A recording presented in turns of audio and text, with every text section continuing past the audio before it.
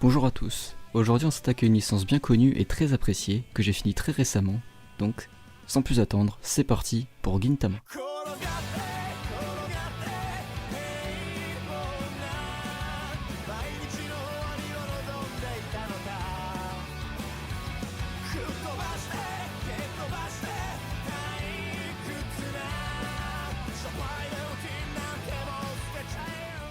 Bon déjà, Gintama c'est un animé dont la première saison est sortie en 2006 par le studio Sunrise, et la dernière saison est sortie en 2018 par le studio Bandai Namco Pictures. L'animé fait un total de 367 épisodes, il y a également eu le droit à 2 films, que je n'ai pas vu par contre. L'animé est adapté du manga Gintama de Hideaki Sorachi, publié entre 2003 et 2019, et comportant 77 volumes. C'est un peu compliqué de trouver un fil conducteur pour Gintama, parce que le gros de l'histoire se fait à partir de l'épisode 300. Même si on a quelques arcs importants avant. Globalement, dans cet anime, on va suivre Gintoki Sakata de l'agence à tout faire, accompagné de Shinpachi Kagura, qui feront toutes sortes de choses pour rendre service à des personnes. A savoir que dans la ville où il se trouve, Edo, le port de sabre est interdit. Gintoki étant un ancien samouraï, il se balade donc avec un sabre en bois pour se défendre. Durant l'anime, on aura l'occasion de voir plusieurs groupes de personnages se développer, donc je vais les énoncer vite fait. Tout d'abord l'entourage de l'agence à tout faire, donc Gintoki, Shinpachi, Kagura, Sadaharu, Otose, Catherine, Tama et Otae. Le Shinsengumi avec Kondo, Hijikata, Sogo et Yamazaki. Les Patriotes Joy avec Katsura et Elizabeth. Les ninjas avec Zenzo et Ayame.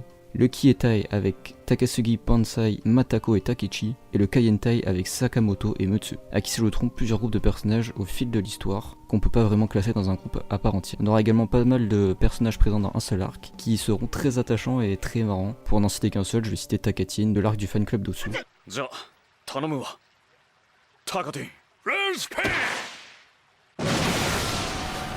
Ce que j'aime bien avec Gintama, c'est la façon dont on passe d'un arc sérieux à un arc fun et que l'ensemble donne quelque chose de vraiment unique. Je veux dire, l'anime est aussi bien sur des arcs pas sérieux que sur le reste. Prenons par exemple l'exemple de l'arc du sondage de popularité. Dit comme ça, on pourrait se dire comment ça pourrait être un arc bien, et quand on le regarde, c'est un arc hyper drôle et on passe un excellent moment en le regardant. Si on peut faire une critique à l'anime, c'est que le début est extrêmement long, il faudra au moins une vingtaine voire une trentaine d'épisodes avant de rentrer vraiment dedans. Et je sais ce que je dis parce que j'avais à l'origine arrêté l'anime vers l'épisode 15 parce que j'avais pas accroché pour des raisons diverses. Mais finalement je me suis ravisé, j'ai décidé de continuer parce que j'avais pas grand chose d'autre à faire. Putain, j'ai pas été déçu. Également le truc bien dans cet anime, c'est que tous les personnages ou presque ont une gimmick ou un running gag, comme les lunettes de Shinpachi qui me tuent à chaque fois, ou le fameux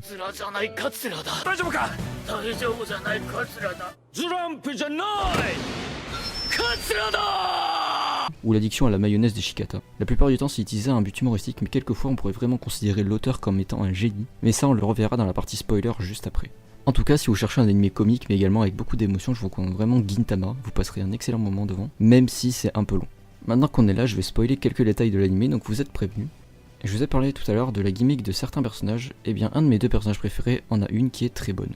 A savoir, mes deux personnages préférés sont Sasaki et Nobume du Mimawari Legumi, mais là on va parler de Sasaki plus précisément. Ce personnage a une sorte d'addiction au téléphone, à savoir qu'il envoie des messages tout le temps, mais quasiment personne ne lui répond. On apprendra plus tard dans sa backstory qu'il avait acheté un téléphone pour parler à sa femme, qui allait bientôt accoucher quand il était loin. Elle lui envoyait toujours une des propositions de nom auxquelles il ne répondait pas. Après que sa femme ait accouché, il lui envoyait un message, mais celui-ci resta sans réponse. En arrivant sur les lieux, il vit sa femme, sa fille et tous les gardes qui les accompagnaient morts. Il y avait aussi une jeune fille qui se tenait là-haut, qui avait présumément tué tout le monde, mais à l'arrivée de Sasaki, elle n'avait pas pu le tuer. Il lui disait donc que le temps qu'elle le tue, elle l'accompagnerait, et lui donna le nom de sa défunte fille, Nobume. Moi je trouve cette histoire très belle et j'ai été très triste de la mort du personnage quelques épisodes après cette backstory.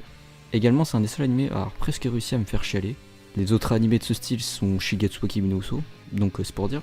Et là je parle de la mort d'un personnage qui était même pas hyper attachant au début. Je parle de la mort de Nobunobu dans la dernière saison. C'est fou parce que ce personnage était un énorme enculé pendant la moitié de ses apparitions, et quand il trouve le chemin de la rédemption, quand il devient un personnage un peu plus vivable et un peu plus gentil, il meurt alors que personne s'y attend. Et voilà, moi je trouve ça hyper triste, et le discours à la fin est très beau, donc voilà. Puis la scène est très belle quand il rejoint Shige et les autres chevaux, c'est très bien. Et voilà. Également, quasiment tous les persos qui ont été introduits, que ce soit dans des arcs sérieux ou même des arcs un peu comiques, sont utilisés dans l'arc final. Et je dis quasiment tous parce que on en a 2-3 qui sont pas utilisés, qui sont pas hyper utiles, mais voilà. Des personnages qu'on voyait pas forcément revoir, comme Hardball Detective par exemple, on les reverra tous pendant la bataille finale, et ça moi je trouve ça très bien. Je vais juste vous donner le nom de mes deux arcs préférés. Mon arc fun préféré c'est l'arc Ryogojo, pour ce moment. Hein?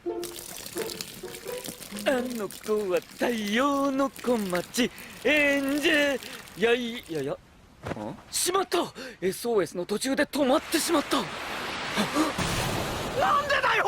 Et mon arc sérieux préféré, c'est l'arc Adieu Shinsengumi, donc vers les épisodes plus de 300.